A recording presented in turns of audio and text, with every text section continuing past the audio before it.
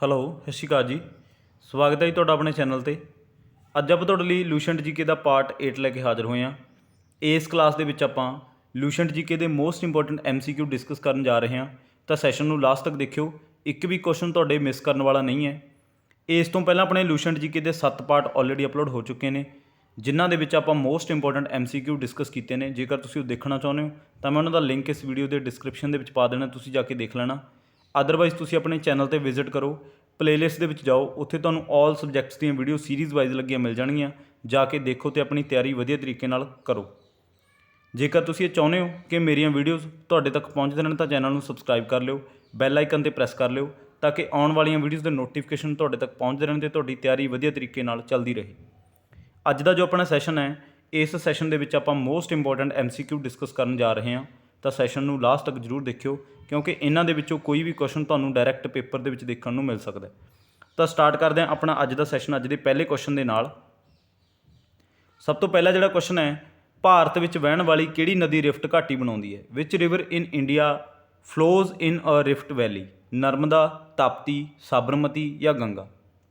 ਰਿਫਟ ਵੈਲੀ ਦਾ ਕੀ ਮਤਲਬ ਹੈ ਕਿ ਇਸ ਤਰ੍ਹਾਂ ਨਾਲ ਇਹ ਨਦੀ ਵਹਿੰਦੀ ਹੈ, ਠੀਕ ਹੈ ਜੀ। ਰਿਫਟ ਵੈਲੀ ਮਤਲਬ ਕਿਸੇ ਸ਼ਹਿਰ ਵਿੱਚੋਂ ਲੰਘਦੀ ਹੈ, ਇਹ ਕਿਸੇ ਸ਼ਹਿਰ ਦੇ ਪਾਸੇ ਹੋ ਕੇ ਲੰਘਦੀ ਹੈ, ਠੀਕ ਹੈ ਜੀ। ਤਾਂ ਰਿਫਟ ਵੈਲੀ ਦੀ ਤਰ੍ਹਾਂ ਇਹ ਇੱਕ ਲੰਘਦੀ ਹੈਗੀ, ਤਾਂ ਉਹ ਕਿਹੜੀ ਨਦੀ ਹੈ ਤੁਹਾਨੂੰ ਪੁੱਛਿਆ ਜਾਊਗਾ। ਬਹੁਤ ਇੰਪੋਰਟੈਂਟ ਹੈ ਇਹ, ਠੀਕ ਹੈ ਜੀ। ਤਾਂ ਕਈ ਵਾਰ ਇਹ ਪੁੱਛਿਆ ਗਿਆ ਕੁਐਸਚਨ, ਤਾਂ ਇਹਦਾ ਜਿਹੜਾ ਆਨਸਰ ਹੈ, ਆਨਸਰ ਨੰਬਰ 1 ਆਊਗਾ। ਨਰਮਦਾ ਉਹ ਨਦੀ ਹੈ ਜਿਹੜੀ ਕਿ ਰਿਫਟ ਵੈਲੀ ਬਣਾਉਂਦੀ ਹੈ, ਠੀਕ ਹੈ ਜੀ। ਰਿਫਟ ਵੈਲੀ ਬਾਰੇ ਜਿਹੜੇ ਇਹ ਕੁਐਸਚਨ ਹੈ ਬਹੁਤ ਵਾਰ ਆਇਆ ਹੋਇਆ, ਤਾਂ ਰਿਫਟ ਵੈਲੀ ਕਿਹੜੀ ਨਦੀ ਬਣਾਉਂਦੀ ਹੈ? ਨਰਮਦਾ, ਠੀਕ ਹੈ ਜੀ। ਤੁਹਾਨੂੰ ਪੁੱਛਿਆ ਜਾਊਗਾ, ਤਾਂ ਨਰਮਦਾ ਉਹ ਨਦੀ ਹੈ, ਤਾਂ ਆਨਸਰ ਨੰਬਰ 1 ਆਊਗਾ।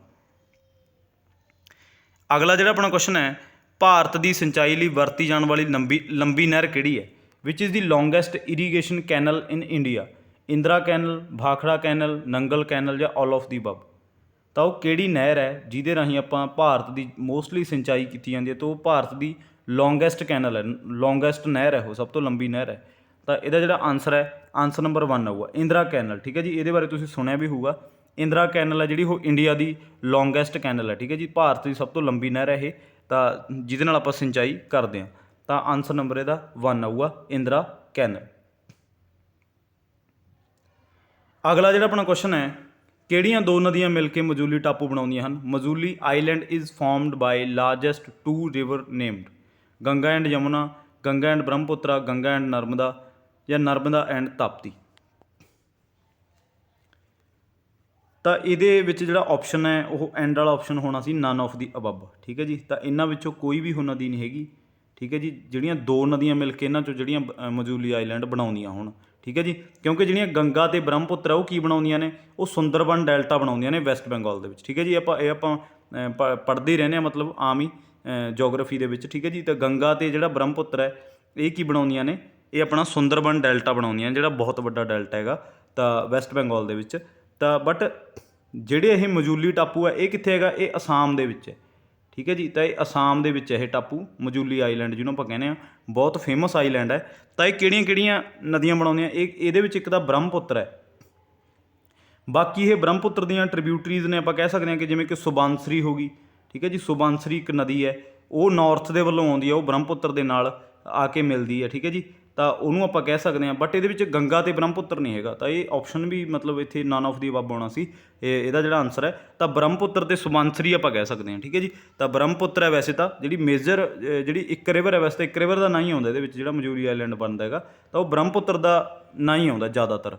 ਅਸਮ ਦੇ ਵਿੱਚ ਇਹ ਵਹਿੰਦੀ ਹੈ, ਠੀਕ ਹੈ ਜੀ। ਤਾਂ ਬ੍ਰਹਮਪੁੱਤਰ ਨਦੀ ਆਊ ਇਹਦਾ ਆਨਸਰ, ਤਾਂ ਇਹਦਾ ਨਨ ਆਫ ਦੀ ਅਬਵ ਆਉਣਾ ਸੀ, ਠੀਕ ਹੈ ਜੀ। ਇਹਦੇ ਆਪਸ਼ਨ ਥੋੜ੍ਹੇ ਜਿਹੇ ਰੋਂਗ ਜਿਹੜੇ ਟਾਈਪ ਹੋ ਗਏ, ਤਾਂ ਇੱਥੇ ਨਨ ਆਫ ਦੀ ਅਬਵ ਆਉਣਾ ਸੀ, ਠੀਕ ਹੈ ਜੀ। ਤਾਂ ਇਹਦਾ ਜਿਹੜਾ ਆਨਸਰ ਹੈ ਉਹ ਨਨ ਆਫ ਦੀ ਅਬਵ ਆਊਗਾ, ਕਿਉਂਕਿ ਇਕੱਲੀ ਬ੍ਰਹਮਪੁੱਤਰ ਰਿਵਰ ਹੀ ਮਜੂਲੀ ਆਈਲੈਂਡ ਬਣਾਉਂਦੀ ਹੈ। ਜਾਂ ਜੇ ਤੁਹਾਨੂੰ ਇਹ ਆ ਜੇ ਕਿ ਦੋ ਨਦੀਆਂ ਕਿਹੜੀਆਂ ਨੇ, ਤਾਂ ਸੁਬਾਨਸਰੀ ਆਪਾਂ ਕਹਿ ਸਕਦੇ ਹਾਂ। ਸੁਬਾਨਸਰੀ ਨਦੀ ਇੱਕ ਇਹਦੀ ਟ੍ਰਿਬਿਊਟਰੀ ਹੈ ਬ੍ਰਹਮਪੁੱਤਰ ਦੀ, ਠੀਕ ਹੈ ਜੀ। ਤਾਂ ਇਹ ਤੁਹਾਨੂੰ ਪੁੱਛਿਆ ਜਾਊਗਾ, ਆਨਸਰ ਨੰਬਰ ਇਹਦਾ ਨਨ ਆਫ ਦੀ ਅਬਵ ਆਊਗਾ। ਇੱਥੇ none of the above type ਕਰਨਾ ਸੀ, ਠੀਕ ਹੈ ਜੀ। ਤਾਂ ਇਹ ਅਸਾਮ ਦੇ ਵਿੱਚ ਹੈ ਜਿਹੜਾ ਆਈਲੈਂਡ ਮਜੂਲੀ ਆਈਲੈਂਡ, ਤਾਂ ਇਹਨੂੰ ਕਿਹੜੀ ਨਦੀ ਬਣਾਉਂਦੀ ਹੈ? ਸਿਰਫ ਬ੍ਰਹਮਪੁੱਤਰ, ਠੀਕ ਹੈ ਜੀ, ਬ੍ਰਹਮਪੁੱਤਰ ਹੈ, ਇਹ ਤੁਸੀਂ ਯਾਦ ਰੱਖਿਓ। ਅਗਲਾ ਜਿਹੜਾ ਆਪਣਾ ਕੁਐਸਚਨ ਹੈ, ਸੂਰਜ ਤੋਂ ਸਭ ਤੋਂ ਦੂਰੀ 'ਤੇ ਗ੍ਰਹਿ ਕਿਹੜਾ ਹੈ? Which is the ਫਾਰਦੈਸਟ planet from ਸਨ? ਤਾਂ ਸਭ ਤੋਂ ਦੂਰੀ 'ਤੇ ਜਿਹੜਾ ਗ੍ਰਹਿ ਹੈ ਉਹ ਕਿਹੜਾ ਗ੍ਰਹਿ ਹੈ? ਵੀਨਸ, ਨੈਪਚਿਊਨ, ਯੂਰੇਨਸ ਜਾਂ ਜੂਪੀਟਰ? ਤਾਂ ਸੋਲਰ ਪਲੈਨਟ ਦੇ ਵਿੱਚੋਂ ਵੀ ਤੁਹਾਨੂੰ ਜਿਹੜੇ ਕੁਐਸਚਨ ਹੈ ਉਹ ਪੁੱਛੇ ਜਾਂਦੇ ਨੇ ਅਕਸਰ ਹੀ, ਠੀਕ ਹੈ ਜੀ। ਤਾਂ ਆਪਾਂ ਇਹ ਸੈਸ਼ਨਸ ਦੇ ਵਿੱਚ ਸਿਰਫ ਉਹ ਕੁਐਸਚਨ ਲੈ ਕੇ ਆਉਣੇ ਆ ਜਿਹੜੇ ਤੁਹਾਨੂੰ ਵਾਰ-ਵਾਰ ਪਹਿਲਾਂ ਵੀ ਪੁੱਛੇ ਗਏ ਨੇ ਤੇ ਅੱਗੇ ਵੀ ਤੁਹਾਨੂੰ ਪੁੱਛੇ ਜਾਣਗੇ। ਤੇ ਲੂਸੈਂਟ ਜੀਕੇ ਦੇ ਵਿੱਚ ਆਪਾਂ ਤੁਹਾਡੀ ਸਟੈਟਿਕ ਜੀਕੇ ਕਵਰ ਕਰਵਾ ਰਹੇ ਹਾਂ, ਠੀਕ ਹੈ ਜੀ।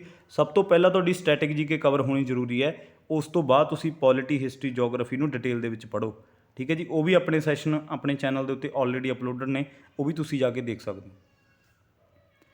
ਤਾਂ ਇਹ ਜਿਹੜਾ ਆਪਣਾ ਪਲੈਨਟ ਵਾਲਾ ਜਿਹੜਾ ਇਹ ਪਾਰਟ ਹੈ, ਇਹ ਵੀ ਆਪਾਂ ਜੋਗਰਾਫੀ ਦੇ ਵਿੱਚ ਅਪਲੋਡ ਕੀਤਾ ਹੋਇਆ, ਉਹ ਵੀ ਤੁਸੀਂ ਜਾ ਕੇ ਦੇਖ ਸਕਦੇ ਹੋ। ਇਹਦਾ ਜਿਹੜਾ ਆਨਸਰ ਹੈ, ਆਨਸਰ ਨੰਬਰ 2 ਆਊਗਾ। ਨੈਪਚੂਨ ਉਹ ਗ੍ਰਹਿ ਹੈ ਜਿਹੜਾ ਸੂਰਜ ਤੋਂ ਸਭ ਤੋਂ ਦੂਰੀ 'ਤੇ ਹੈ, ਠੀਕ ਹੈ ਜੀ। ਨੈਪਚੂਨ ਆਨਸਰ ਨੰਬਰ 2 ਆਊਗਾ, ਠੀਕ ਹੈ ਜੀ। ਤੁਹਾਨੂੰ ਪੁੱਛਿਆ ਜਾਊਗਾ ਬਹੁਤ ਵਾਰ ਇਹ ਜਿਹੜਾ ਕੁਐਸਚਨ ਹੈ ਇਹ ਪੁੱਛਿਆ ਗਿਆ, ਤਾਂ ਆਨਸਰ ਨੰਬਰ 2 ਆਊਗਾ ਨੈਪਚੂਨ, ਠੀਕ ਹੈ ਜੀ। ਨੈਪਚੂਨ ਉਹ ਗ੍ਰਹਿ ਹੈ ਜਿਹੜਾ ਸੂਰਜ ਤੋਂ ਸਭ ਤੋਂ ਦੂਰੀ 'ਤੇ ਹੈ। ਅਗਲਾ ਜਿਹੜਾ ਆਪਣਾ ਕੁਐਸਚਨ ਹੈ, ਜਵਾਹਰ ਲਾਲ ਨਹਿਰੂ ਬੰਦਰਗਾਹ ਕਿੱਥੇ ਸਥਿਤ ਹੈ? Jawahar Lal Nehru port is situated in new Mumbai, Delhi, Gujarat ਜਾਂ ਕੇਰਲਾ। ਪੋਰਟ ਕੀ ਹੁੰਦਾ? ਪੋਰਟ ਤੁਹਾਨੂੰ ਪਤਾ ਹੋਣਾ ਚਾਹੀਦਾ। ਬੰਦਰਗਾਹ ਜਿੱਥੇ ਮਤਲਬ ਆਪਣੀਆਂ ਕਿਸ਼ਤੀਆਂ ਅਤੇ ਜਿਹੜੇ ਆਪਣੇ ਸਮੁੰਦਰੀ ਜਹਾਜ਼ ਨੇ ਉਹ ਆ ਕੇ ਲੱਗਦੇ ਨੇ, ਜਿਵੇਂ ਕਿ ਆਪਣਾ ਬੱਸ ਸਟੈਂਡ ਹੁੰਦਾ ਜਿੱਥੇ ਬੱਸਾਂ ਆ ਕੇ ਲੱਗਦੀਆਂ, ਇਸੇ ਤਰ੍ਹਾਂ ਸਮੁੰਦਰ ਦੇ ਵਿੱਚ ਇਹਨੂੰ ਬੰਦਰਗਾਹ ਕਹਿੰਦੇ ਨੇ, ਠੀਕ ਹੈ ਜੀ। ਜਿੱਥੇ ਕਿਸ਼ਤੀਆਂ ਅਤੇ ਜਿਹੜੇ ਸਮੁੰਦਰੀ ਜਹਾਜ਼ ਨੇ ਉਹ ਆ ਕੇ ਲੱਗਦੇ ਨੇ। ਇਹ ਜਿਹੜੀ ਬੰਦਰਗਾਹ ਜਵਾਹਰ ਲਾਲ ਨਹਿਰੂ ਬਹੁਤ ਫੇਮਸ ਹੈ, ਬਹੁਤ ਵਾਰ ਇਹ ਕੁਐਸਚਨ ਪੁੱਛਿਆ ਗਿਆ, ਇਹ ਤੁਹਾਨੂੰ ਪਤਾ ਹੋਣਾ ਚਾਹੀਦਾ। ਬਹੁਤ ਫੇਮਸ ਪੋਰਟ ਹੈ ਇਹ, ਠੀਕ ਹੈ ਜੀ। ਤਾਂ ਇਹਦਾ ਜਿਹੜਾ ਆਨਸਰ ਹੈ, ਆਨਸਰ ਨੰਬਰ 1 ਆਊ। ਨਿਊ ਮੁੰਬਈ, ਜਿਹਨੂੰ ਆਪਾਂ ਨਵੀਂ ਮੁੰਬਈ ਵੀ ਕਹਿ ਦਿੰਦੇ ਹਾਂ, ਤਾਂ ਨਿਊ ਮੁੰਬਈ ਦੇ ਵਿੱਚ ਇਹ ਜਿਹੜਾ ਪੋਰਟ ਹੈ, ਠੀਕ ਹੈ ਜੀ। ਪੋਰਟ ਮਤਲਬ ਜਿਹੜਾ ਸਮੁੰਦਰੀ ਇਲਾਕਾ ਹੁੰਦਾ, ਸਮੁੰਦਰ ਦੇ ਨਾਲ ਲੱਗਦਾ ਹੋਵੇ, ਉੱਥੇ ਹੀ ਮਤਲਬ ਉਹ ਸਮੁੰਦਰੀ ਜਹਾਜ਼ ਅਤੇ ਜਿਹੜੇ ਆਪਣੀਆਂ ਕਿਸ਼ਤੀਆਂ ਨੇ ਛੋਟੀਆਂ ਉਹ ਆ ਕੇ ਲੱਗਦੀਆਂ ਨੇ, ਉਹਨੂੰ ਪੋਰਟ ਆਪਾਂ ਕਹਿੰਦੇ ਹਾਂ, ਬੰਦਰਗਾਹ ਕਹਿੰਦੇ ਹਾਂ। ਤਾਂ ਇਹ ਕਿੱਥੇ? ਨਿਊ ਮੁੰਬਈ ਦੇ ਵਿੱਚ। ਤਾਂ ਆਨਸਰ ਨੰਬਰ 1 ਆਊਗਾ। ਨੀਚੇ ਮੈਂ ਮੈਂਸ਼ਨ ਕੀਤਾ ਮਹਾਰਾਸ਼ਟਰ। ਕਈ ਵਾਰੀ ਤੁਹਾਨੂੰ ਨਿਊ ਮੁੰਬਈ ਨਾਂ ਦੇ ਕੇ ਆਪਸ਼ਨ ਦੇ ਵਿੱਚ ਸਟੇਟਸ ਦੇ ਨਾਮ ਦੇ ਦਿੰਦੇ ਨੇ, ਜਿਵੇਂ ਕਿ ਮਹਾਰਾਸ਼ਟਰ, ਠੀਕ ਹੈ ਜੀ। ਤਾਂ ਉੱਥੇ ਤੁਸੀਂ ਕੀ ਟਿਕ ਲਾਉਣਾ? ਮਹਾਰਾਸ਼ਟਰ, ਠੀਕ ਹੈ ਜੀ। ਤਾਂ ਇਹੋ ਜਿਹੇ ਕੁਐਸਚਨ ਤੁਸੀਂ ਪੂਰੇ ਧਿਆਨ ਨਾਲ ਅਟੈਂਪਟ ਕਰਕੇ ਆਉਣੇ ਆ, ਤਾਂ ਆਨਸਰ ਨੰਬਰ 1 ਆਊਗਾ। ਅਗਲਾ ਜਿਹੜਾ ਆਪਣਾ ਕੁਐਸਚਨ ਹੈ, ਸੰਵਿਧਾਨ ਦਾ 5ਵਾਂ ਭਾਗ ਕਿਸ ਨਾਲ ਸੰਬੰਧਿਤ ਹੈ? The 5th part of constitution deals with state, centre, UTs ਜਾਂ ਪੰਚਾਇਤੀ ਰਾਜ। ਤਾਂ ਸੰਵਿਧਾਨ ਦੇ ਜਿੰਨੇ ਵੀ ਪਾਰਟ ਨੇ ਤੁਹਾਨੂੰ ਪਤਾ ਹੋਣੇ ਚਾਹੀਦੇ ਨੇ, ਠੀਕ ਹੈ ਜੀ। ਤਾਂ ਬਾਕੀ ਆਪਾਂ ਜੇ ਤੁਸੀਂ ਕੌਨਸਟੀਟਿਊਸ਼ਨ ਕਰਨਾ ਡਿਟੇਲ ਦੇ ਵਿੱਚ, ਆਪਣੇ ਪੋਲਿਟੀ ਦਾ ਇੱਕ ਪਾਰਟ ਆਪਾਂ ਅਪਲੋਡ ਕੀਤਾ ਹੋਇਆ। ਪੋਲਿਟੀ ਵਾਲੇ ਸੈਕਸ਼ਨ ਦੇ ਵਿੱਚ ਜਾ ਕੇ ਤੁਸੀਂ ਪਲੇਲਿਸਟ ਦੇ ਵਿੱਚ ਜਾ ਕੇ ਉੱਥੇ ਪਲੇਲਿਸਟ ਬਣੀ ਹੋਈ ਆ ਪੋਲਿਟੀ ਦੀ, ਤਾਂ ਇੱਕ ਚੀਜ਼ ਤੁਸੀਂ ਉੱਥੋਂ ਇੱਕ ਪਾਰਟ ਤੁਹਾਡਾ ਉਹ ਜਾ ਕੇ ਤੁਸੀਂ ਕਲੀਅਰ ਕਰ ਸਕਦੇ ਹੋ, ਠੀਕ ਹੈ ਜੀ। ਇੱਕ ਪਾਰਟ ਬਾਰੇ ਆਪਾਂ ਉੱਥੇ ਵੀਡੀਓਜ਼ ਪਾਈਆਂ ਹੋਈਆਂ ਨੇ, ਤਾਂ ਉਹ ਵੀ ਤੁਸੀਂ ਜਾ ਕੇ ਜ਼ਰੂਰ ਅਟੈਂਡ ਕਰਿਓ। ਤਾਂ ਜਿਹੜਾ 5ਵਾਂ ਭਾਗ ਹੈ ਕੌਨਸਟੀਟਿਊਸ਼ਨ ਦਾ, ਉਹ ਆਪਣਾ ਸੈਂਟਰ ਦੇ ਨਾਲ ਰਿਲੇਟਡ ਹੈ, ਠੀਕ ਹੈ ਜੀ। ਤਾਂ ਕਿਉਂਕਿ ਜਿਹੜਾ ਆਪਣਾ 4th ਪਾਰਟ ਹੈ, ਸਭ ਤੋਂ ਪਹਿਲਾਂ ਤੁਹਾਨੂੰ 3rd ਪਾਰਟ ਹੈ ਜਿਹੜਾ ਆਪਣਾ 3rd ਤੋਂ ਚੱਲਦੇ ਹਾਂ ਆਪਾਂ। 3rd ਆਪਣਾ ਫੰਡਾਮੈਂਟਲ ਰਾਈਟ ਦੇ ਨਾਲ ਰਿਲੇਟਡ ਹੈ, ਠੀਕ ਹੈ ਜੀ। ਜਿਹੜਾ ਆਪਣਾ 4th ਹੈ ਉਹ ਆਪਣਾ DPSP ਦੇ ਨਾਲ ਰਿਲੇਟਡ ਹੈ। DPSP ਦੇ ਨਾਲ ਰਿਲੇਟਡ ਪਾਰਟ ਹੈ ਜਿਹੜਾ ਆਪਣਾ 4th ਹੈ। ਅਤੇ ਜਿਹੜਾ ਆਪਣਾ 4A ਪਾਰਟ ਹੈ ਉਹ ਆਪਣਾ ਫੰਡਾਮੈਂਟਲ ਡਿਊਟੀਜ਼ ਦੇ ਨਾਲ ਰਿਲੇਟਡ ਹੈ।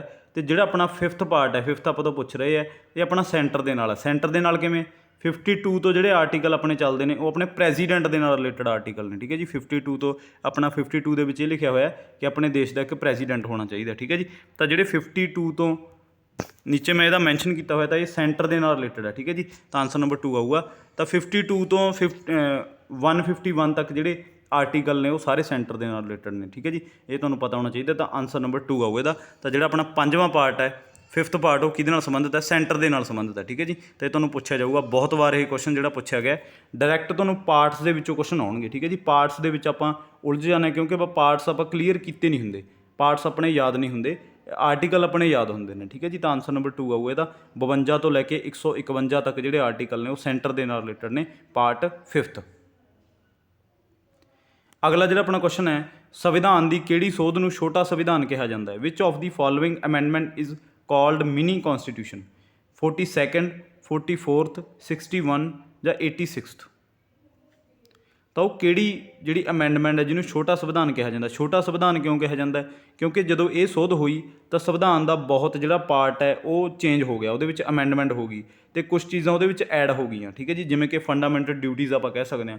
ਫੰਡਾਮੈਂਟਲ ਡਿਊਟੀ ਜਿਹੜੀ ਉਹ, ਇਹਦਾ ਜਿਹੜਾ ਆਨਸਰ ਨੰਬਰ 1 ਹੋਊਗਾ। 42nd ਅਮੈਂਡਮੈਂਟ ਹੈ ਉਹ। ਤਾਂ ਜਿਹੜੀਆਂ ਫੰਡਾਮੈਂਟਲ ਆਪਣੀਆਂ ਡਿਊਟੀਜ਼ ਨੇ, ਠੀਕ ਹੈ ਜੀ, ਜਿਹੜੀਆਂ ਪਾਰਟ 4A ਦੇ ਵਿੱਚ ਨੇ, ਇਹ ਸਾਰੀਆਂ ਜਿਹੜੀਆਂ ਡਿਊਟੀਜ਼ ਨੇ ਇਹ ਐਡ ਕੀਤੀਆਂ ਗਈਆਂ। ਇਹ 42nd ਅਮੈਂਡਮੈਂਟ ਦੇ ਰਾਹੀਂ ਐਡ ਕੀਤੀਆਂ ਗਈਆਂ। ਕਿੰਨੀਆਂ ਕੀਤੀਆਂ ਗਈਆਂ? 10 ਫੰਡਾਮੈਂਟਲ ਡਿਊਟੀਜ਼, ਠੀਕ ਹੈ ਜੀ। ਤਾਂ ਬਾਕੀ ਜਿਹੜੀ 11ਵੀਂ ਕੀਤੀ ਗਈ ਉਹ 86 ਦੇ ਨਾਲ ਕੀਤੀ ਗਈ ਹੈ, ਠੀਕ ਹੈ ਜੀ। 86th ਅਮੈਂਡਮੈਂਟ ਦੇ ਨਾਲ ਕੀਤੀ ਗਈ ਹੈ 11ਵੀਂ ਡਿਊਟੀ। ਇਹ ਵੀ ਤੁਹਾਨੂੰ ਪਤਾ ਹੋਣਾ ਚਾਹੀਦਾ। ਤਾਂ ਇਹਦਾ ਜਿਹੜਾ ਆਨਸਰ ਹੈ ਆਨਸਰ ਨੰਬਰ 1 ਆਊਗਾ 42nd ਅਮੈਂਡਮੈਂਟ 1976 ਦੇ ਵਿੱਚ ਇਹ ਅਮੈਂਡਮੈਂਟ ਹੋਈ ਹੈ। ਇਹ ਵੀ ਤੁਹਾਨੂੰ ਪੁੱਛਿਆ ਜਾਊਗਾ। ਇਹਦੇ ਬਾਰੇ ਤੁਹਾਨੂੰ ਪਤਾ ਹੋਣਾ ਚਾਹੀਦਾ ਇਹ ਅਮੈਂਡਮੈਂਟ ਬਾਰੇ ਕਿ ਕਦੋਂ ਹੋਈ ਹੈ। 1976 ਦੇ ਵਿੱਚ ਇਹ ਅਮੈਂਡਮੈਂਟ ਹੋਈ ਹੈ।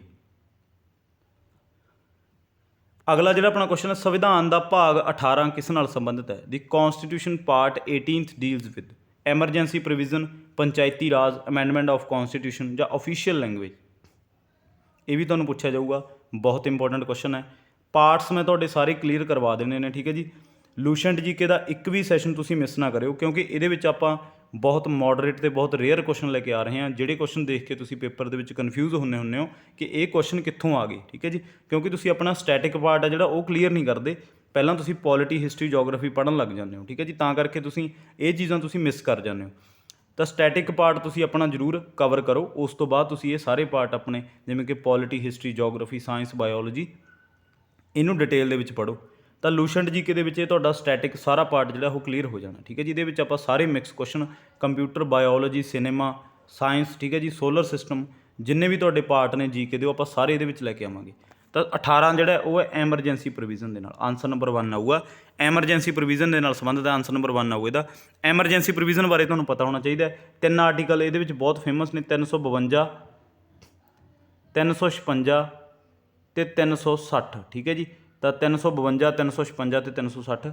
352 ਆਪਣਾ ਨੈਸ਼ਨਲ ਐਮਰਜੈਂਸੀ ਦੇ ਨਾਲ ਹੈ, 356 ਆਪਣਾ ਸਟੇਟ ਐਮਰਜੈਂਸੀ ਦੇ ਨਾਲ ਹੈ, ਤੇ 360 ਹੈ ਜਿਹੜਾ ਆਪਣਾ ਇਹ ਆਪਣੀ ਫਾਈਨੈਂਸ਼ੀਅਲ ਐਮਰਜੈਂਸੀ ਦੇ ਨਾਲ ਰਿਲੇਟਡ ਹੈ। ਤਾਂ 352 ਦੇ ਅਕੋਰਡਿੰਗ ਇਹ ਤਿੰਨੋਂ ਜਦੋਂ ਐਮਰਜੈਂਸੀਆਂ ਲੱਗਦੀਆਂ ਨੇ ਤਾਂ ਸਾਰੀ ਪਾਵਰ ਕਿਹਦੇ ਕੋਲ ਚੱਲ ਜਾਂਦੀ ਹੈ, ਇਹ ਜਾਂਦੀ ਹੈ ਆਪਣੀ ਪ੍ਰੈਜ਼ੀਡੈਂਟ ਕੋਲ, ਠੀਕ ਹੈ ਜੀ। ਪ੍ਰੈਜ਼ੀਡੈਂਟ ਕੋਲੇ ਸਾਰੀ ਪਾਵਰ ਚੱਲ ਜਾਂਦੀ ਹੈ। 360 ਨੰਬਰ ਜਿਹੜਾ ਆਰਟੀਕਲ ਹੈ ਇਹ ਫਾਈਨੈਂਸ਼ੀਅਲ ਐਮਰਜੈਂਸੀ ਦੇ ਨਾਲ ਹੈ, ਜਿਹੜੀ ਕਿ ਆਪਣੇ ਦੇਸ਼ ਦੇ ਵਿੱਚ ਕਦੇ ਵੀ ਨਹੀਂ ਲੱਗੀ, ਠੀਕ ਹੈ ਜੀ। ਬਟ ਹੁਣ ਜਿਹੜੇ ਚਾਂਸਸ ਨੇ ਉਹ ਬਣ ਰਹੇ ਨੇ, ਹੋ ਸਕਦਾ ਆਪਣੇ ਦੇਸ਼ ਦੇ ਵਿੱਚ ਫਾਈਨੈਂਸ਼ੀਅਲ ਐਮਰਜੈਂਸੀ ਲੱਗ ਜੇ, ਕਿਉਂਕਿ ਬਹੁਤ ਬੁਰਾ ਹਾਲ ਹੈ ਆਪਣੇ ਦੇਸ਼ ਦਾ, ਤੁਸੀਂ ਦੇਖ ਹੀ ਰਹੇ ਹੋ, ਠੀਕ ਹੈ ਜੀ।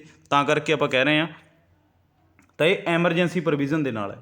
352, 356 ਤੇ 360 ਤਿੰਨ ਆਰਟੀਕਲ ਤੁਸੀਂ ਯਾਦ ਰੱਖਣੇ ਨੇ, ਡਾਇਰੈਕਟ ਤੁਹਾਨੂੰ ਪੁੱਛੇ ਜਾਂਦੇ ਨੇ, ਠੀਕ ਹੈ ਜੀ। ਤਾਂ ਆਨਸਰ ਨੰਬਰ 1 ਆਊਗਾ ਇਹਦਾ। ਜਿਹੜਾ ਪਾਰਟ 18 ਉਹ ਕਿਹਦੇ ਨਾਲ ਸੰਬੰਧਿਤ ਹੈ, ਐਮਰਜੈਂਸੀ ਪ੍ਰੋਵੀਜ਼ਨ ਦੇ ਨਾਲ, ਠੀਕ ਹੈ ਜੀ। ਤਾਂ ਆਨਸਰ ਨੰਬਰ 1 ਆਊਗਾ।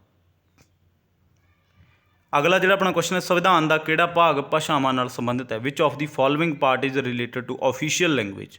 ਆਫੀਸ਼ੀਅਲ ਲੈਂਗੁਏਜ ਆਪਣੀ ਕਿੰਨੀਆਂ ਨੇ, 22 ਨੇ, ਠੀਕ ਹੈ ਜੀ। 22 ਆਪਣੀਆਂ ਆਫੀਸ਼ੀਅਲ ਲੈਂਗੁਏਜ ਨੇ, ਇਹਦੇ ਬਾਰੇ ਤੁਹਾਨੂੰ ਪੁੱਛਿਆ ਜਾਊਗਾ। ਤਾਂ ਕਿਹੜਾ ਪਾਰਟ ਹੈ, ਪਾਰਟ ਜਿਹੜਾ 18 ਹੈ ਉਹ ਤਾਂ ਆਪਾਂ ਹੁਣੇ ਪੜ੍ਹ ਕੇ ਗਏ ਹਾਂ, ਐਮਰਜੈਂਸੀ ਪ੍ਰੋਵੀਜ਼ਨ ਦੇ ਨਾਲ ਹੈ। ਤਾਂ ਪਾਰਟ ਜਿਹੜਾ 17 ਹੈਗਾ, ਠੀਕ ਹੈ ਜੀ, ਆਨਸਰ ਨੰਬਰ 1 ਆਊਗਾ।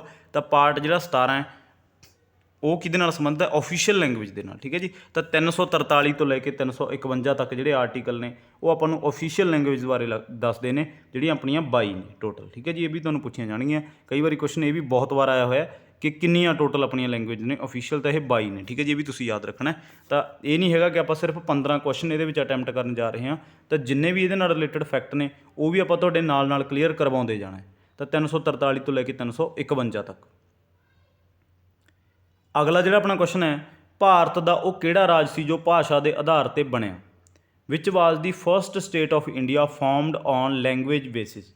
ਤਾਂ ਉਹ ਭਾਸ਼ਾ ਦੇ ਆਧਾਰ 'ਤੇ ਉਹ ਪਹਿਲਾ ਰਾਜ ਬਣਿਆ, ਠੀਕ ਹੈ ਜੀ। ਤਾਂ ਇਹ ਤੁਹਾਨੂੰ ਪਤਾ ਹੋਣਾ ਚਾਹੀਦਾ। ਜਿਹੜਾ ਆਪਣਾ ਪੰਜਾਬ ਹੈ ਤਾਂ ਤੁਹਾਨੂੰ ਪਤਾ ਹੀ ਹੈ ਕਦੋਂ ਬਣੇਗਾ, 1 ਨਵੰਬਰ 1966 ਦੇ ਵਿੱਚ, ਠੀਕ ਹੈ ਜੀ। 1 ਨਵੰਬਰ 1966 ਨੂੰ ਬਣਿਆ ਜਿਹੜਾ ਆਪਣਾ ਪੰਜਾਬ ਹੈ, ਅਤੇ ਹਰਿਆਣਾ ਵੀ ਇਸੇ ਡੇਟ ਨੂੰ ਬਣਿਆ, ਕਿਉਂਕਿ ਪੰਜਾਬ ਅਤੇ ਹਰਿਆਣਾ ਨੂੰ ਬਾਈਫਰਕੇਟ ਕਰਤਾ ਸੀ, ਠੀਕ ਹੈ ਜੀ। ਤਾਂ ਇਹ ਵੀ ਆਪਣੇ ਲੈਂਗੁਏਜ ਬੇਸਿਸ ਬਣੇ ਨੇ, ਠੀਕ ਹੈ ਜੀ। ਤਾਂ ਜਿਹੜਾ ਪਹਿਲਾ ਰਾਜ ਹੈ ਉਹ ਤੁਹਾਨੂੰ ਪੁੱਛਣਗੇ ਕਿ ਫਸਟ ਸਟੇਟ ਕਿਹੜੀ ਹੈ ਉਹ। ਤਾਂ ਇਹਦਾ ਜਿਹੜਾ ਆਨਸਰ ਹੈ, ਆਨਸਰ ਨੰਬਰ 3 ਆਊਗਾ, ਆਂਧਰਾ ਪ੍ਰਦੇਸ਼, ਠੀਕ ਹੈ ਜੀ। ਆਂਧਰਾ ਪ੍ਰਦੇਸ਼ ਹੈ ਜਿਹੜਾ ਉਹ ਪਹਿਲਾ ਸਟੇਟ ਹੈ ਜਿਹੜਾ ਕਿ ਭਾਸ਼ਾ ਦੇ ਆਧਾਰ 'ਤੇ ਬਣਿਆ। ਇਹਦੀ ਡੇਟ ਵੀ ਤੁਸੀਂ ਯਾਦ ਰੱਖਣੀ, 1 ਅਕਤੂਬਰ 1953 'ਚ ਇਹ ਬਣਿਆ। ਇਹਦੇ ਬਾਰੇ ਬਹੁਤ ਵਾਰ ਪੁੱਛਿਆ ਜਾਂਦਾ, 1 ਅਕਤੂਬਰ 1953 ਦੇ ਵਿੱਚ, ਠੀਕ ਹੈ ਜੀ। ਤਾਂ ਆਨਸਰ ਨੰਬਰ 3 ਆਊਗਾ ਇਹਦਾ। ਅਗਲਾ ਜਿਹੜਾ ਆਪਣਾ ਕੁਐਸਚਨ ਹੈ, ਪੁਲਾੜ ਅਤੇ ਗ੍ਰਹਿ ਵਿਗਿਆਨ ਨੂੰ ਕੀ ਕਿਹਾ ਜਾਂਦਾ। What is the study of universe and planets called. Biology, cosmology, psychology ਜਾਂ ਨਨ ਆਫ ਦੀ ਅਬਵ। ਤਾਂ ਜੇਕਰ ਤੁਸੀਂ ਜਿਹੜਾ ਆਪਣਾ ਯੂਨੀਵਰਸ ਹੈ ਸਾਰਾ ਟੋਟਲ ਅਤੇ ਪਲੈਨਟਸ ਨੇ ਉਹਦੀ ਜੇ ਤੁਸੀਂ ਸਟੱਡੀ ਕਰਨੀ ਹੈ ਤਾਂ ਉਹਦੀ ਇੱਕ ਸਪੈਸ਼ਲ ਸਟੱਡੀ ਹੈ, ਉਹਦਾ ਇੱਕ ਅਲੱਗ ਨੇਮ ਹੈ, ਠੀਕ ਹੈ ਜੀ। ਤਾਂ ਇਹ ਤੁਹਾਨੂੰ ਪਤਾ ਹੋਣਾ ਚਾਹੀਦਾ। ਇਹ ਸਾਇੰਸ ਦੇ ਕੁਐਸਚਨ, ਬਾਇਓਲੋਜੀ ਦੇ, ਮਤਲਬ ਜਿੰਨੇ ਵੀ ਤੁਹਾਡੇ ਸਿਨੇਮਾ, ਸਾਇੰਸ, ਬਾਇਓਲੋਜੀ ਜਿੰਨੇ ਵੀ ਕੁਐਸਚਨ ਬਣਦੇ ਨੇ ਤਾਂ ਉਹ ਆਪਾਂ ਤੁਹਾਡੇ ਲੈ ਕੇ ਆਵਾਂਗੇ ਸਾਰੇ। ਜਿਵੇਂ ਕਿ ਸਾਇੰਸ ਦਾ ਕੁਐਸਚਨ ਹੈ, ਠੀਕ ਹੈ ਜੀ, ਇਹ ਵੀ ਤੁਹਾਨੂੰ ਪੁੱਛਿਆ ਜਾਊਗਾ। ਸਟੱਡੀਜ਼ ਬਹੁਤ ਪੁੱਛਿਆ ਜਾਂਦਾ ਕਿ ਇਹ ਕਾਹਦੀ ਸਟੱਡੀ ਹੈ ਜਾਂ ਇਹਦੀ ਸਟੱਡੀ ਨੂੰ ਕੀ ਕਹਿੰਦੇ ਨੇ, ਠੀਕ ਹੈ ਜੀ। ਇਹੋ ਜਿਹੇ ਕੁਐਸਚਨ ਬਹੁਤ ਆਉਂਦੇ ਨੇ। ਤਾਂ ਯੂਨੀਵਰਸ ਅਤੇ ਪਲੈਨਟਸ ਦੀ ਜੇ ਤੁਸੀਂ ਸਟੱਡੀ ਕਰਨੀ ਉਹਨੂੰ ਕੀ ਕਿਹਾ ਜਾਊਗਾ, ਕੋਸਮੋਲੋਜੀ। ਆਨਸਰ ਨੰਬਰ 2 ਆਊਗਾ ਇਹਦਾ। ਤਾਂ ਆਨਸਰ ਨੰਬਰ 2 ਆਊਗਾ, ਠੀਕ ਹੈ ਜੀ, ਕੋਸਮੋਲੋਜੀ। ਅਗਲਾ ਜਿਹੜਾ ਆਪਣਾ ਕੁਐਸਚਨ ਹੈ, ਲੋਕਲ ਏਰੀਆ ਨੈਟਵਰਕ ਵਿੱਚ ਕਿਹੜੀ ਟੋਪੋਲੋਜੀ ਵਰਤੀ ਜਾਂਦੀ ਹੈ? ਵਿਚ ਟੋਪੋਲੋਜੀ ਯੂਜ਼ਡ ਇਨ ਲੈਨ ਲੋਕਲ ਏਰੀਆ ਨੈਟਵਰਕ। ਇਹਦੀ ਸ਼ਾਰਟ ਫਾਰਮ ਕੀ ਹੈ? ਲੈਨ। ਤੇ ਫੁੱਲ ਫਾਰਮ ਕੀ ਹੈ? Local area network. ਕੰਪਿਊਟਰ ਦੀ ਇਹ ਕੰਪਿਊਟਰ ਦਾ ਕੁਐਸਚਨ ਹੈ ਤੁਹਾਡਾ, ਮੈਸ਼, ਬਸ, ਸਟਾਰ ਜਾਂ ਰਿੰਗ। ਟੋਪੋਲੋਜੀ ਕੀ ਹੁੰਦੀ ਹੈ? ਕੰਪਿਊਟਰ ਨੂੰ ਰੱਖਣ ਦਾ ਇੱਕ ਢੰਗ। ਜਿਵੇਂ ਕਿ ਬੱਸ ਟੋਪੋਲੋਜੀ ਹੈ, ਬੱਸ ਇੱਕ ਸਿੱਧੀ ਵਾਇਰ ਹੁੰਦੀ ਹੈ, ਉਹਦੇ ਵਿੱਚ ਜਿਹੜੇ ਇਸ ਤਰ੍ਹਾਂ ਪੀਸੀ ਰੱਖੇ ਜਾਂਦੇ ਨੇ, ਠੀਕ ਹੈ ਜੀ। ਬੱਸ ਦੀ ਤਰ੍ਹਾਂ ਜਿਹੜੇ ਪੀਸੀ ਰੱਖੇ ਜਾਂਦੇ ਨੇ, ਇਹ ਬਹੁਤ ਘੱਟ ਕੋਸਟਲੀ ਹੁੰਦੀ ਹੈ, ਇਹਦੇ ਵਿੱਚ ਇੱਕ ਸਿੰਗਲ ਵਾਇਰ ਨਾਲ ਸਰ ਜਾਂਦਾ, ਠੀਕ ਹੈ ਜੀ। ਅਤੇ ਮੈਸ਼ ਹੁੰਦੀ ਹੈ ਜਿਹੜੀ, ਮੈਸ਼ ਇੱਕ ਬਹੁਤ ਐਕਸਪੈਂਸਿਵ ਹੈ ਜਿਹੜੀ ਇਹ ਟੋਪੋਲੋਜੀ ਹੁੰਦੀ ਹੈ। ਕੰਪਿਊਟਰਾਂ ਨੂੰ ਰੱਖਣ ਦਾ ਇੱਕ ਢੰਗ ਹੁੰਦਾ, ਇਹਨੂੰ ਟੋਪੋਲੋਜੀ ਕਿਹਾ ਜਾਂਦਾ, ਠੀਕ ਹੈ ਜੀ। ਤਾਂ ਜਿਹੜੀ ਇਹ ਹੈ, ਇਹ ਆਪਣੀ ਸਟਾਰ ਟੋਪੋਲੋਜੀ। ਸਟਾਰ ਮਤਲਬ ਜਿਹੜਾ ਇੱਕ ਕੰਪਿਊਟਰ ਸੈਂਟਰ ਦੇ ਵਿੱਚ ਹੁੰਦਾ, ਬਾਕੀ ਸਾਰੇ ਕੰਪਿਊਟਰ ਇਹਦੇ ਨਾਲ ਜੁੜੇ ਹੁੰਦੇ ਨੇ, ਸਟਾਰ ਦੀ ਤਰ੍ਹਾਂ ਬਣਿਆ ਹੁੰਦਾ ਇੱਕ। ਤਾਂ ਜਿਹੜਾ ਆਪਣਾ ਸੈਂਟਰ ਦੇ ਵਿੱਚ ਕੰਪਿਊਟਰ ਹੁੰਦਾ, ਇਹਨੂੰ ਆਪਾਂ ਕਹਿ ਦਿੰਦੇ ਹਾਂ ਹੱਬ, ਹੱਬ ਜਾਂ ਸਵਿੱਚ ਕਿਹਾ ਜਾਂਦਾ। ਤਾਂ ਸਟਾਰ ਟੋਪੋਲੋਜੀ ਹੈ ਉਹ, ਠੀਕ ਹੈ ਜੀ। ਸਟਾਰ ਟੋਪੋਲੋਜੀ ਹੈ। ਰਿੰਗ ਹੈ ਜਿਹੜੀ, ਇਹ ਰਿੰਗ, ਇਹ ਮਤਲਬ ਇੱਕ ਰਿੰਗ ਦੀ ਤਰ੍ਹਾਂ ਕੰਪਿਊਟਰ ਰੱਖੇ ਹੁੰਦੇ ਨੇ, ਠੀਕ ਹੈ ਜੀ। ਇਹ ਵੀ ਤੁਹਾਨੂੰ ਪਤਾ ਹੋਣਾ ਚਾਹੀਦਾ। ਤਾਂ ਜਿਹੜੀ ਲੈਨ ਦੇ ਵਿੱਚ ਵਰਤੀ ਜਾਂਦੀ ਹੈ ਉਹ ਕਿਹੜੀ ਹੈ? Star topology. ਆਨਸਰ ਨੰਬਰ 3 ਆਊਗਾ ਇਹਦਾ। ਅਗਲਾ ਜਿਹੜਾ ਆਪਣਾ ਕੁਐਸਚਨ ਹੈ, ਕਿਹੜਾ ਖਿਤਾਬ ਕ੍ਰਿਕਟ ਦੇ ਔਸਕਰ ਵਜੋਂ ਜਾਣਿਆ ਜਾਂਦਾ ਹੈ? Which award is known as Oscar of cricket? Ranji trophy, ICC, BCCI ਜਾਂ ਆਲ ਆਫ ਦੀ ਅਬਵ? ਤਾਂ ਕ੍ਰਿਕਟ ਬਾਰੇ ਤੁਹਾਨੂੰ ਨੌਲੇਜ ਹੋਣੀ ਚਾਹੀਦੀ ਹੈ। ਕ੍ਰਿਕਟ, ਕਿਉਂਕਿ ਕ੍ਰਿਕਟ ਜਿਹੜੀ ਆਪਣੀ ਖੇਡ ਹੈ ਬਹੁਤ ਫੇਮਸ ਹੈ ਆਪਣੇ ਇੰਡੀਆ ਦੀ। ਇਹਦੇ ਬਾਰੇ ਕੁਐਸਚਨ ਆਉਣੇ ਬਹੁਤ ਲਾਜ਼ਮੀ ਨੇ, ਠੀਕ ਹੈ ਜੀ, ਹਰ ਵਾਰ ਆਉਂਦੇ ਨੇ। ਅਤੇ ਕਰੰਟ ਅਫੇਅਰਸ ਦੇ ਵਿੱਚ ਵੀ ਆਪਾਂ ਦੇਖਦੇ ਹਾਂ ਕ੍ਰਿਕਟ ਦੇ ਕੁਐਸਚਨ, ਅਤੇ ਸਟੈਟਿਕ ਦੇ ਵਿੱਚੋਂ ਵੀ ਤੁਹਾਨੂੰ ਆਉਂਦੇ ਨੇ, ਠੀਕ ਹੈ ਜੀ। ਤਾਂ ਸਟੈਟਿਕ ਤੁਹਾਡੀ ਕਲੀਅਰ ਕਰਨੀ ਬਹੁਤ ਜ਼ਰੂਰੀ ਹੈ। ਮੈਂ ਤੁਹਾਨੂੰ ਵਾਰ-ਵਾਰ ਇਹ ਚੀਜ਼ ਰਿਕਮੈਂਡ ਕਰ ਰਿਹਾ ਕਿ ਪਹਿਲਾਂ ਤੁਹਾਡਾ ਸਟੈਟਿਕ ਪਾਰਟ ਕਵਰ ਹੋਣਾ ਬਹੁਤ ਜ਼ਰੂਰੀ ਹੈ। ਤਾਂ ਆਪਣਾ ਇੱਕ ਵੀ ਪਾਰਟ ਤੁਸੀਂ ਮਿਸ ਨਾ ਕਰਿਓ। ਸਟੈਟਿਕ ਦੀ ਮੈਂ ਤੁਹਾਡੀ ਗਰੰਟੀ ਲੈਂਦਾ ਕਿ ਸਟੈਟਿਕ ਦੇ ਵਿੱਚੋਂ ਤੁਸੀਂ ਕਦੇ ਵੀ ਮਾਰ ਨਹੀਂ ਖਾਓਗੇ, ਠੀਕ ਹੈ ਜੀ। ਤਾਂ ਉਹ ਕਿਹੜਾ ਖਿਤਾਬ ਹੈ, ਕਿਹੜਾ ਅਵਾਰਡ ਹੈ ਜਿਹੜਾ ਔਸਕਰ ਤੋਂ ਮੇਰੇ ਯਾਦ ਆ ਗਿਆ ਕਿ ਜਿਹੜਾ 2023 ਦਾ ਔਸਕਰ ਹੈ, ਜੇ ਆਪਾਂ ਫਿਲਮ ਲਾਈਨ ਦੇ ਵਿੱਚ ਦੇਖੀਏ ਕਿਹਨੂੰ ਮਿਲੇਗਾ, ਤਾਂ RRR ਮੂਵੀ ਹੈ, ਠੀਕ ਹੈ ਜੀ। RRR ਜਿਹਨੂੰ ਆਪਾਂ ਕਹਿ ਦਿੰਦੇ ਹਾਂ, RRR ਮੂਵੀ ਹੈ। ਇਹਨੂੰ ਕਾਹਦੇ ਬੇਸ 'ਤੇ ਮਿਲਿਆ? ਇਹਦਾ ਇੱਕ ਸੌਂਗ ਹੈਗਾ, ਉਹ ਸੌਂਗ ਦਾ ਨਾਂ ਕੀ ਹੈਗਾ? ਨਾਟੂ ਨਾਟੂ, ਠੀਕ ਹੈ ਜੀ। ਨਾਟੂ ਨਾਟੂ ਜਿਹੜਾ ਸੌਂਗ ਹੈ, ਇਹਦੇ ਆਧਾਰ 'ਤੇ ਇਹਨੂੰ ਔਸਕਰ ਦਾ ਅਵਾਰਡ ਮਿਲਿਆ, ਠੀਕ ਹੈ ਜੀ। ਨਾਟੂ ਨਾਟੂ। ਤਾਂ ਨਾਟੂ ਨਾਟੂ ਸੌਂਗ ਦੇ ਆਧਾਰ 'ਤੇ ਇਹਨੂੰ ਔਸਕਰ ਮਿਲਿਆ ਹੈਗਾ। ਤਾਂ ਔਸਕਰ ਕਿਹਾ ਜਾਂਦਾ, ਔਸਕਰ ਇੱਕ ਬਹੁਤ ਵੱਡਾ ਅਵਾਰਡ ਹੈ। ਤਾਂ ਇਹ ਕਿਹਾ ਜਾਂਦਾ ICC ਨੂੰ। ਆਨਸਰ ਨੰਬਰ 2 ਆਊਗਾ, ICC ਨੂੰ ਕਿਹਾ ਜਾਂਦਾ ਔਸਕਰ ਅਵਾਰਡ। ਆਨਸਰ ਨੰਬਰ 2 ਆਊਗਾ। ਹੈੱਡਕੁਆਟਰ ਕਿੱਥੇ ICC ਦਾ? ਦੁਬਈ ਦੇ ਵਿੱਚ, ਠੀਕ ਹੈ ਜੀ। ਇਹ ਵੀ ਤੁਹਾਨੂੰ ਪਤਾ ਹੋਣਾ ਚਾਹੀਦਾ। ਇਹ ਨਹੀਂ ਹੈਗਾ ਕਿ ਆਪਾਂ ਨਾਲ ਆਪਾਂ ਕਿ ਸਿਰਫ ਆਪਾਂ 15 ਕੁਐਸਚਨ ਹੀ ਅਟੈਂਪਟ ਕਰਨੇ ਆ, ਨਾਲ ਤੁਹਾਨੂੰ ਸਾਰੇ ਮੈਂ ਫੈਕਟ ਵੀ ਕਲੀਅਰ ਕਰਵਾ ਰਿਹਾ, ਠੀਕ ਹੈ ਜੀ।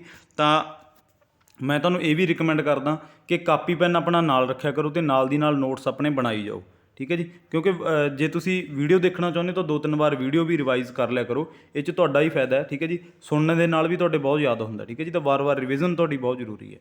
ਤਾਂ ਆਨਸਰ ਨੰਬਰ 2 ਹੈ। ਤਾਂ ਹੈੱਡਕੁਆਟਰ ਕਿੱਥੇ ਦਾ? ਦੁਬਈ ਦੇ ਵਿੱਚ। ਅਗਲਾ ਜਿਹੜਾ ਆਪਣਾ ਕੁਐਸਚਨ ਹੈ, ਭਾਰਤ ਦੇ ਪਹਿਲੇ ਪ੍ਰਧਾਨ ਮੰਤਰੀ ਜਵਾਹਰ ਲਾਲ ਨਹਿਰੂ ਨੂੰ ਸਹੁੰ ਕਿਸ ਨੇ ਚੁਕਾਈ? India's first prime minister Jawahar Lal Nehru took oath by whom? Doctor Rajendra Prasad, lord Canning, lord Mountbatten ਜਾਂ JB ਕ੍ਰਿਪਲਾਨੀ? ਠੀਕ ਹੈ ਜੀ। ਤਾਂ ਇਹ ਬਹੁਤ ਰੇਅਰ ਕੁਐਸਚਨ ਹੈ, ਬਹੁਤ ਮੋਡਰੇਟ ਕੁਐਸਚਨ ਜਿਹਨੂੰ ਆਪਾਂ ਕਹਿ ਸਕਦੇ ਹਾਂ। PPSC ਦੇ ਵਿੱਚ ਪੇਪਰਾਂ ਦੇ ਵਿੱਚ ਪੁੱਛਿਆ ਜਾਣ ਵਾਲਾ ਕੁਐਸਚਨ ਹੈ ਇਹ, ਠੀਕ ਹੈ ਜੀ। ਤਾਂ ਬਹੁਤ ਵਾਰ ਇਹ ਪੇਪਰਾਂ ਦੇ ਵਿੱਚ ਆਇਆ ਵੀ ਹੋਇਆ ਪ੍ਰੀਵੀਅਸ, ਜੇ ਤੁਸੀਂ ਦੇਖੋਗੇ ਪੇਪਰ, ਠੀਕ ਹੈ ਜੀ। ਤਾਂ ਸਾਰੇ ਕੁਐਸਚਨ ਹੀ ਜਿੰਨੇ ਆਪਾਂ ਇਹਦੇ ਵਿੱਚ ਅਟੈਂਪਟ ਕੀਤੇ ਨੇ, ਸਾਰੇ ਇਹ ਵਾਰ-ਵਾਰ ਪੁੱਛੇ ਗਏ ਨੇ ਅਤੇ ਅੱਗੇ ਵੀ ਤੁਹਾਨੂੰ ਇਹ ਪੁੱਛੇ ਜਾਣਗੇ। ਤਾਂ ਰਿਵੀਜ਼ਨ ਤੁਹਾਡੀ ਬਹੁਤ ਜ਼ਰੂਰੀ ਹੈ। ਜਿੱਥੇ ਆਪਾਂ ਲੈਕ ਕਰਦੇ ਹਾਂ, ਲੈਕ ਕਰਨ ਵਾਲੀ ਥਾਂ ਕੀ ਹੈ? ਉਹ ਤੁਹਾਡੀ ਰਿਵੀਜ਼ਨ ਹੈ। ਜਦੋਂ ਤੁਸੀਂ 1-2 ਵਾਰ ਕੁਐਸਚਨ ਨੂੰ ਪੜ੍ਹ ਕੇ ਛੱਡ ਦਿੰਦੇ ਹੋ, ਬੇਸ਼ੱਕ ਉਹ ਸਿੰਪਲ ਹੈ, ਬੇਸ਼ੱਕ ਉਹ ਟਫ ਹੈ, ਉਹ ਤੁਹਾਡੇ ਯਾਦ ਨਹੀਂ ਹੁੰਦਾ। ਉਹ ਕੁਐਸਚਨ ਤੁਸੀਂ ਹਮੇਸ਼ਾ ਗਲਤ ਕਰਦੇ ਹੋ, ਕਿਉਂਕਿ ਉਹ ਕੁਐਸਚਨ ਤੁਹਾਨੂੰ ਕਨਫਿਊਜ਼ ਕਰਦਾ ਜਦੋਂ ਉਹ ਪੇਪਰ ਦੇ ਵਿੱਚ ਆਉਂਦਾ, ਠੀਕ ਹੈ ਜੀ। ਜੇ ਤੁਸੀਂ ਇੱਕ ਕੁਐਸਚਨ ਨੂੰ 7-8 ਵਾਰ ਜਾਂ 10 ਵਾਰ ਤੁਸੀਂ ਉਹਨੂੰ ਰਿਵਾਈਜ਼ ਕਰਦੇ ਹੋ, ਵਾਰ-ਵਾਰ ਉਹਨੂੰ ਪੜ੍ਹਦੇ ਹੋ, ਤਾਂ ਉਹ ਤੁਹਾਡੇ ਪੱਕੇ ਤਰੀਕੇ ਨਾਲ ਯਾਦ ਹੋ ਜਾਂਦਾ। ਉਹਦੇ ਵਿੱਚ ਤੁਸੀਂ ਕਦੇ ਵੀ ਕਨਫਿਊਜ਼ ਨਹੀਂ ਹੁੰਦੇ, ਠੀਕ ਹੈ ਜੀ। ਤਾਂ ਜਿਹੜੇ ਆਪਣੇ ਲੂਸੈਂਟ ਦੇ GK ਦੇ ਪਾਰਟ ਨੇ, ਤਾਂ ਬੱਚਿਆਂ ਦੀ ਇਹ ਰਿਕਮੈਂਡੇਸ਼ਨ ਸੀ ਕਿ ਤੁਸੀਂ ਇਹ ਬੰਦ ਨਾ ਕਰਿਓ। ਪਹਿਲਾਂ ਆਪਾਂ ਇਹਨੂੰ ਹੋਲਡ 'ਤੇ ਪਾਉਣ ਲੱਗੇ ਸੀ, ਬਟ ਹੁਣ ਇਹਨੂੰ ਆਪਾਂ ਹੋਲਡ 'ਤੇ ਨਹੀਂ ਪਾਉਂਦੇ। 2-3 ਦਿਨਾਂ ਦੇ ਬਾਅਦ ਜਿਹੜਾ ਤੁਹਾਡਾ ਟਾਈਮ ਟੇਬਲ ਆਪਾਂ ਉਹ ਅਪਲੋਡ ਕਰ ਦਾਂਗੇ ਕਮਿਊਨਿਟੀ ਸੈਕਸ਼ਨ ਦੇ ਵਿੱਚ YouTube 'ਤੇ, ਠੀਕ ਹੈ ਜੀ, ਕਿ ਕਿਹੜੇ ਦਿਨ ਨੂੰ ਕਿਹੜੀ ਕਲਾਸ ਆਇਆ ਕਰੂ। ਤਾਂ ਇਹਦੇ ਵਿੱਚ ਆਪਾਂ ਤੁਹਾਡੀ SST ਮਾਸਟਰ ਕੇਡਰ ਦੀ ਵੀ ਤਿਆਰੀ ਸਟਾਰਟ ਕਰਵਾਉਣੀ ਹੈ, ਅਤੇ ਨਾਲ ਆਪਣੀ Lucent GK Punjabi paper A ਤੇ ਕਰੰਟ ਅਫੇਅਰ ਤੁਹਾਡੇ ਆਉਂਦੇ ਰਹਿਣੇ ਆ, ਠੀਕ ਹੈ ਜੀ, ਸੋਮਵਾਰ ਤੋਂ ਸ਼ੁੱਕਰਵਾਰ, ਠੀਕ ਹੈ ਜੀ। ਤਾਂ ਇਹਦਾ ਜਿਹੜਾ ਆਨਸਰ ਹੈ, ਆਨਸਰ ਨੰਬਰ 3 ਆਊਗਾ, ਲਾਰਡ ਮਾਊਂਟਬੈਟਨ। ਲਾਰਡ ਮਾਊਂਟਬੈਟਨ ਜਿਹੜਾ ਆਪਣੇ ਆਜ਼ਾਦ ਭਾਰਤ ਦਾ ਪਹਿਲਾ ਗਵਰਨਰ, ਅੰਗਰੇਜ਼ ਗਵਰਨਰ ਜਨਰਲ ਸੀ, ਲਾਰਡ ਮਾਊਂਟਬੈਟਨ। ਤਾਂ ਆਨਸਰ ਨੰਬਰ 3 ਆਊਗਾ ਇਹਦਾ, ਠੀਕ ਹੈ ਜੀ। ਇਹ ਤੁਹਾਨੂੰ ਪੁੱਛਿਆ ਜਾਊਗਾ। ਅੱਜ ਦੇ ਸੈਸ਼ਨ ਦਾ ਜਿਹੜਾ ਆਪਣਾ ਲਾਸਟ ਕੁਐਸਚਨ ਹੈ, ਇਹਨਾਂ ਵਿੱਚੋਂ ਕਿਸ ਨੂੰ ਲੋਕ ਹਿੱਤਵਾਦੀ ਕਿਹਾ ਜਾਂਦਾ ਹੈ? Which of the following is known as ਲੋਕ ਹਿੱਤਵਾਦੀ? ਮਹਾਤਮਾ ਗਾਂਧੀ, ਬਾਲ ਗੰਗਾਧਰ ਤਿਲਕ, ਗੋਪਾਲ ਹਰੀ ਦੇਸ਼ਮੁਖ ਜਾਂ ਸੁਭਾਸ਼ ਚੰਦਰ ਬੋਸ। ਤਾਂ ਜਿਹੜਾ ਆਪਣਾ ਬਾਲ ਗੰਗਾਧਰ ਤਿਲਕ ਹੈ ਇਹਨੂੰ ਕੀ ਕਿਹਾ ਜਾਂਦਾ ਸੀ? ਲੋਕਮਾਨਿਆ। ਲੋਕਮਾਨਿਆ ਇਹਨੂੰ ਕੌਣ ਕਹਿੰਦੇ ਸੀ? ਇੰਡੀਆ ਦੇ ਲੋਕ। ਬਟ ਜਿਹੜੇ ਇਹਨੂੰ ਅੰਗਰੇਜ਼ ਕਹਿੰਦੇ ਸੀ ਉਹ ਕੀ ਕਹਿੰਦੇ ਸੀ? Father of Indian unrest. ਠੀਕ ਹੈ ਜੀ। ਤਾਂ ਅਨਰੈਸਟ ਕਿਹਨੇ ਕਿਹਾ ਸੀ? ਇਹ ਕਿਹਾ ਸੀ ਵੈਲੈਂਟਾਈਨ ਸ਼ਿਰੋਲ ਨੇ। ਇਹ ਇੱਕ ਅੰਗਰੇਜ਼ ਸੀਗਾ ਵੈਲੈਂਟਾਈਨ ਸ਼ਿਰੋਲ, ਇਹਨੇ ਕਿਹਾ ਸੀ ਇਹਨੂੰ father of Indian unrest. Unrest ਕਿਉਂ ਕਿਹਾ ਸੀ? ਕਹਿੰਦੇ ਇਹ ਬੰਦਾ ਰੈਸਟ ਹੀ ਨਹੀਂ ਕਰ ਰਿਹਾ। ਠੀਕ ਹੈ ਜੀ। ਇਹ ਬੰਦਾ ਜਿਹੜਾ ਆਜ਼ਾਦੀ ਦੀ ਲੜਾਈ ਦੇ ਵਿੱਚ ਅੱਗੇ ਵਧਿਆ ਤੁਰਿਆ ਆਉਂਦਾ, ਇਹ ਮਤਲਬ ਦਮ ਹੀ ਨਹੀਂ ਲੈਂਦਾ, ਆਪਾਂ ਕਹਿ ਸਕਦੇ ਹਾਂ ਰੈਸਟ ਹੀ ਨਹੀਂ ਕਰਦਾ, ਅਤੇ ਅਨਰੈਸਟ ਸੀ। ਠੀਕ ਹੈ ਜੀ। ਤਾਂ ਇਹ ਕਿਹਾ ਸੀ ਵੈਲੈਂਟਾਈਨ ਸ਼ਿਰੋਲ ਨੇ, ਜਿਹੜਾ ਕਿ ਇੱਕ ਅੰਗਰੇਜ਼ ਸੀ। ਅਤੇ ਲੋਕਾਂ ਨੇ ਕੀ ਕਿਹਾ ਸੀ ਇਹਨੂੰ? ਭਾਰਤ ਦੇ ਲੋਕਾਂ ਨੇ ਲੋਕਮਾਨਿਆ ਤਿਲਕ। ਤਾਂ ਇਹ ਆਪਾਂ ਗੱਲ ਕਰ ਰਹੇ ਹਾਂ ਲੋਕ ਹਿੱਤਵਾਦੀ ਦੀ। ਲੋਕ ਹਿੱਤਵਾਦੀ ਕਿਹਨੂੰ ਕਿਹਾ ਗਿਆ? ਤਾਂ ਇਹਦਾ ਜਿਹੜਾ ਆਨਸਰ ਆਉਣਾ, ਆਨਸਰ ਨੰਬਰ 3 ਆਉਣਾ, ਗੋਪਾਲ ਹਰੀ ਦੇਸ਼ਮੁਖ। ਇਹ ਤੁਹਾਨੂੰ ਪੁੱਛਿਆ ਜਾਊਗਾ, ਬਹੁਤ ਵਾਰ ਇਹ ਕੁਐਸਚਨ ਪੁੱਛਿਆ ਗਿਆ। ਠੀਕ ਹੈ ਜੀ। ਤਾਂ ਆਨਸਰ ਨੰਬਰ 3 ਆਊਗਾ ਇਹਦਾ। ਤਾਂ ਅੱਜ ਦਾ ਜਿਹੜਾ ਆਪਣਾ ਸੈਸ਼ਨ ਹੈ ਇਹਦਾ ਆਪਾਂ ਇੱਥੇ ਹੀ ਐਂਡ ਕਰਦੇ ਹਾਂ। 15 ਕੁਐਸਚਨ ਆਪਣੇ ਪੂਰੇ ਹੋ ਗਏ। ਇਹਦੇ ਨਾਲ ਨਾਲ ਆਪਾਂ ਫੈਕਟ ਵੀ ਕਲੀਅਰ ਕਰ ਲਏ। ਠੀਕ ਹੈ ਜੀ। ਤਾਂ ਜੇਕਰ ਵੀਡੀਓ ਚੰਗੀਆਂ ਲੱਗਦੀਆਂ ਇਹਨਾਂ ਨੂੰ ਲਾਈਕ ਕਰ ਦਿਆ ਕਰੋਗੇ, ਸ਼ੇਅਰ ਕਰ ਦਿਆ ਕਰੋ, ਤਾਂ ਕਿ ਕਿਸੇ ਹੋਰ ਦਾ ਵੀ ਫਾਇਦਾ ਹੋ ਸਕੇ। ਅਤੇ ਕਮੈਂਟ ਸੈਕਸ਼ਨ ਦੇ ਵਿੱਚ ਤੁਸੀਂ ਰਿਕਮੈਂਡ ਜ਼ਰੂਰ ਕਰਿਆ ਕਰੋ, ਆਪਣੀ ਰਾਏ ਜ਼ਰੂਰ ਦਿਆ ਕਰੋ, ਅਤੇ ਵੀਡੀਓ ਬਾਰੇ ਜ਼ਰੂਰ ਦੱਸਿਆ ਕਰੋ ਕਿ ਕਿਵੇਂ ਲੱਗੇ ਕੁਐਸਚਨ ਤੁਹਾਨੂੰ। ਠੀਕ ਹੈ ਜੀ। ਅਤੇ ਤੁਹਾਡੀ ਤਿਆਰੀ ਕਿਵੇਂ ਚੱਲ ਰਹੀ ਹੈ। ਠੀਕ ਹੈ ਜੀ। ਤਾਂ ਇਹ ਸਾਰੇ ਤੁਸੀਂ ਕਮੈਂਟ ਸੈਕਸ਼ਨ ਦੇ ਵਿੱਚ ਆਪਾਂ ਨੂੰ ਜ਼ਰੂਰ ਦੱਸਿਆ ਕਰੋ। ਤਾਂ ਅੱਜ ਦੀ ਜਿਹੜੀ ਆਪਣੀ ਵੀਡੀਓ ਹੈ ਇਹਦਾ ਆਪਾਂ ਇੱਥੇ ਹੀ ਐਂਡ ਕਰਦੇ ਹਾਂ। ਅੱਜ ਦੀ ਵੀਡੀਓ ਦੇਖਣ ਦੇ ਲਈ ਬਹੁਤ ਬਹੁਤ ਧੰਨਵਾਦ।